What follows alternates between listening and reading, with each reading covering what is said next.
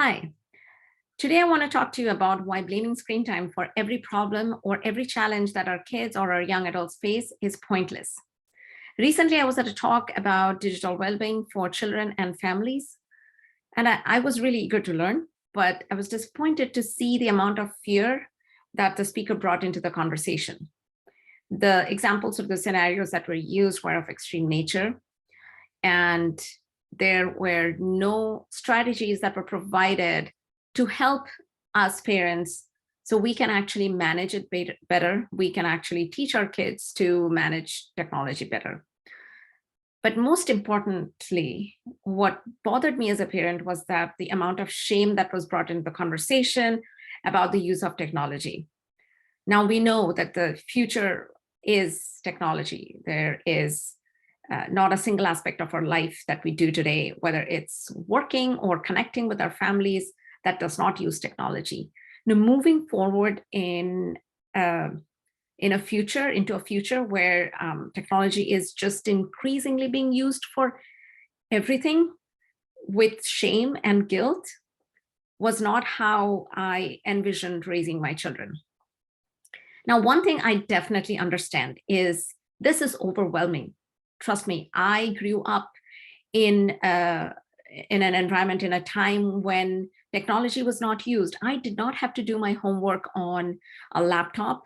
I did not have a cell phone until I was an adult and started working.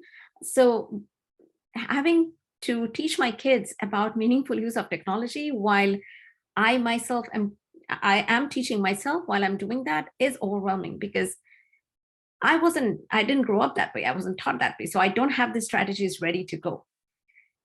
And in every era, we do see that any kind of change is really hard to accept and it gets overwhelming.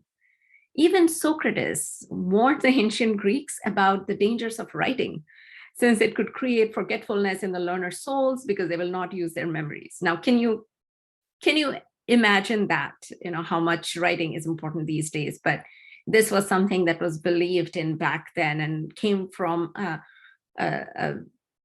a great thinker and one of the greatest thinkers of our civilization. Now, Konrad Gessner, a Swiss biologist in the 16th century, mentioned that the invention of the printing press would lead to information overload. He believed that people would suffer due to the confusing and harmful abundance of books. Can you imagine that today? One of my favorite pastimes is to actually take my kids to the library and to read together. So here we are. I think we are at a point where we have found something that is increasingly taking over our lives. And we just don't have the strategies yet to figure out. So I think we need to change our perspective. We need to think about how we can keep them safe, how we can give them the tools that they need to keep themselves safe when we are not around. So one thing as a parent, you and I can agree on is that we all want to keep our kids safe. Recently, my middle schooler wanted to bike to school. Now, the school is close by, but he does need to cross a really busy road on his way to school. And instead of just immediately saying no, what we tried to figure out was how we can get him to get to school biking without getting hurt. And biking is really healthy. It's a great way of transportation. So the first thing is definitely keeping safe, wear your helmets. And then we tried to find out buddies around the neighborhood who were in the same school and who would be willing to bike together. So he has company. And the next thing was talking to him about all of the safety rules and everything that he needs to remember while crossing the road. Even after all of that, the first couple of times I actually went behind him. I followed him on a bike and just to make sure that he was able to find his way to school. So if you think about whether it is allowing our kids to venture out into the internet or handing them their first digital device, it's the same thing.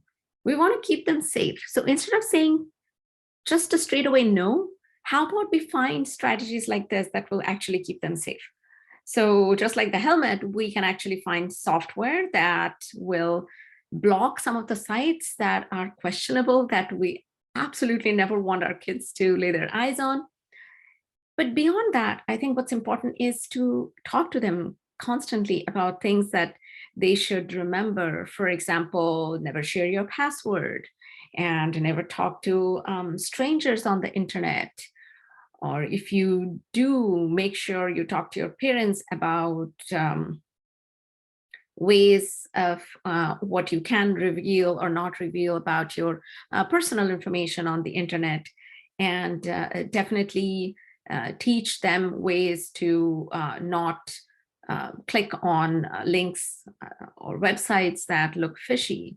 Also talking to them about any and all information that they read on the internet, teaching them that everything that they read on the internet are not facts, and how to do fact checking. So all of these strategies are very similar to what we do in our everyday lives as parents, is providing them those tools to be able to cross the road safely. So I hope this was helpful to change your perspective around using internet, using digital devices for research, for fun, and of course, for entertainment. I hope you have a wonderful screen time with your family and with your children. Take care. Bye.